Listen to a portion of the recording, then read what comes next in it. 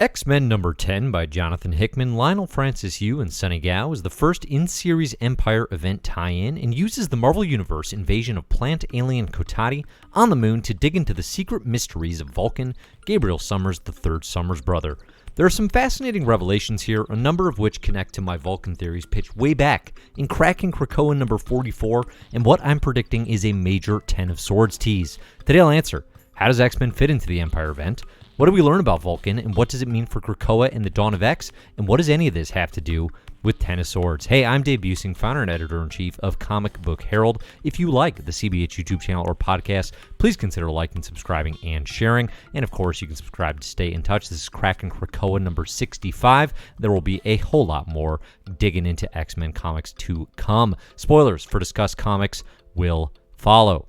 Flashback to Vulcan's post-War of Kings. Comics and appearances have been recurring throughout X-Men, right? We've seen his survival approaching the Cancerverse in the Hickman run so far. Again, I detailed this history in immense detail back in Krakin Krakoa number 44, and I'll link to that video in the show notes. But the general idea is that after War of Kings, both Black Bolt and Vulcan were floating near the Cancerverse rift caused by the Inhumans' Terrigen bomb. In Hickman's FF, we saw that Black Bolt awoke and survived, but it wasn't until now, with Hickman's X-Men, that we've seen Vulcan's side of the story. He was presumed deceased until now when we learned that he never actually died. This particular opening sequence employs a trick Hickman uses a lot on East of West, where art we've seen before is suddenly overlaid with new dialogue, new images, to provide additional detail and context to a mystery that's been building over the course of time. We see that Gabriel was captured by some alien, extra-dimensional beings. This is the first we've ever seen of this.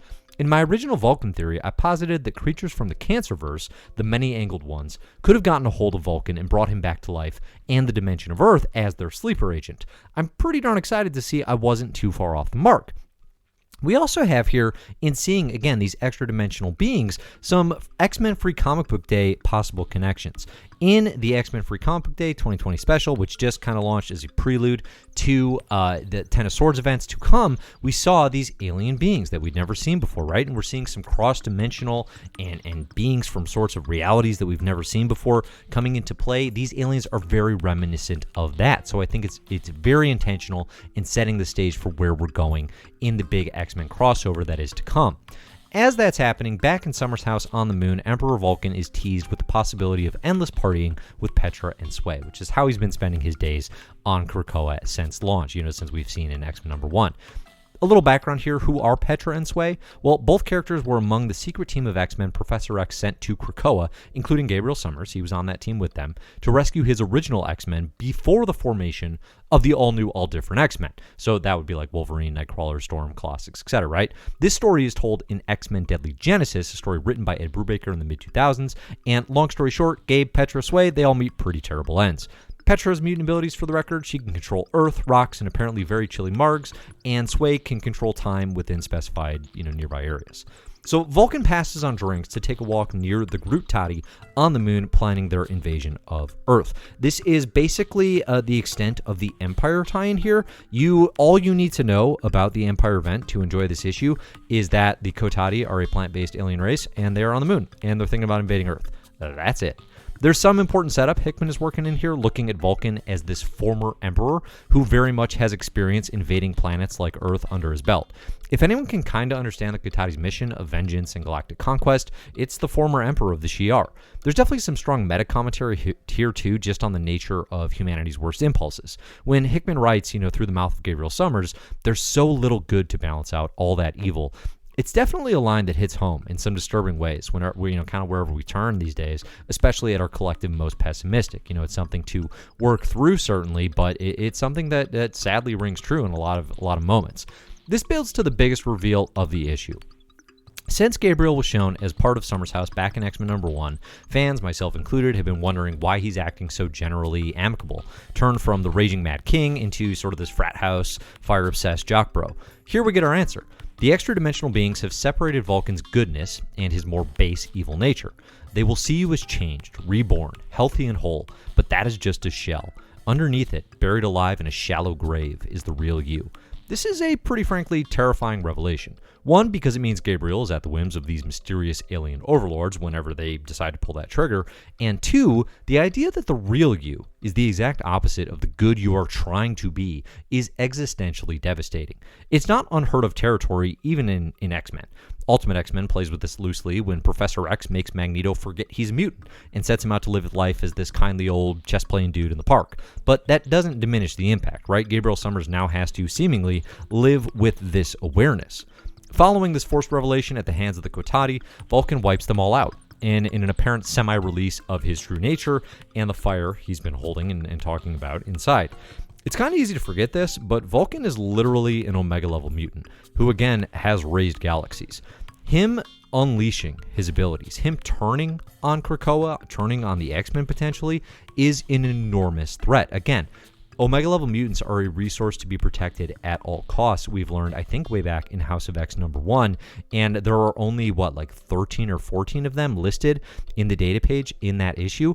Again, this means Gabriel Summers is not only, is he powerful and a danger, but it means he's an extremely valuable asset to Krakoa and their mission. So whatever's going on here, which apparently could not be or was not uncovered by Professor X, or if he knows about it, he's just kind of letting things play out, which seems kind of odd. There's some questions there about could none of the psychics in Krakoa and with the mutants have uncovered some of the information that Gabriel Summers is, now returning to his memory. Maybe they couldn't have until, again, these memories returned. Meanwhile, the Summers family is enjoying a day at their beach on the private Shi'ar Chandelier Resort. It's important here to contrast, and they had invited Vulcan and ultimately he gets caught up in these hijinks on the moon, right? But it's important here to contrast what good Vulcan is growing to want to have. Family, days at the beach, peace, with what the extra-dimensional aliens are telling him in these memories that are suddenly returning, right? He could be with family Summers and Scott, trying to welcome him in as a brother. But again, instead, he's caught up battling on the moon, learning these terrible truths. So here's the biggest question for me. Why is Hickman planting all these seeds? Yes, we're going to have plant puns for Gabriel Summers. I think the answer is going to be that in Ten of Swords, the dimension of the aliens that capture Gabe and the X-Men will come into conflict. Possibly, that's where Apocalypse's first horsemen are. Possibly, it's one of many realms that will be a part of the event. This actually seems most likely to me. I have a feeling that there will be a lot of realm hopping and trying to find, different sorts of swords and weaponry across, some sort of multiverse in this event. Either way, the aliens here are saying that they basically set up Gabriel Summers as a sleeper agent, and they could tear away his goodness, again, quote-unquote goodness, at any time and bring back the Mad Emperor Vulcan, back into the fold. This Mad Emperor Vulcan, it's, again, if you weren't up to speed with, X-Men Deadly Genesis, into the Rise and Fall of the Shi'ar, and then literally the miniseries called Emperor Vulcan, War of Kings, all that stuff, Vulcan, this Gabriel Summers, the third Summers brother, he is a villain in Marvel Cosmic for a good, 4 or 5 years of cosmic, events in the Marvel Universe, up until, the conclusion of War of Kings, when he's kind of taken off the table. So bringing him back is a danger, not just to X-Men, but to the Marvel Universe. And in Ten of Swords, I predict this switch gets flipped. Now, the question is going to be, when the switch gets flipped this time, with Gabe having some memory of a Scott Summers brother and a family saying they love him and they want to spend time with him, will that make a difference, right? And I think that's going to be the main question as we move forward. So the Krakoan for X-Men #11 reads War Games. No surprise there. I believe it's going to be another Empyre tie-in, but I could be mistaken. I didn't actually double check that before launching into this bad boy. So there you go. That's X-Men #10. It was a good follow-up, I think, on the revelations of Vulcan. I do have to definitely just kind of recognize and credit Hickman's ability to rarely quite go where I expect him to go. It's been a few issues since we've dealt with Vulcan, so I did not expect the Empyre tie-in to suddenly double back down on these revelations, but here we are, and it's pretty interesting in building. So again, I'm Dave Beasing. You find my stuff at comicbookherald.com, at Comic Book Herald, pretty much anywhere online. Look for the best comics ever and My Marvelous Year podcast for more. Otherwise, thanks for listening, everybody, and enjoy the comics.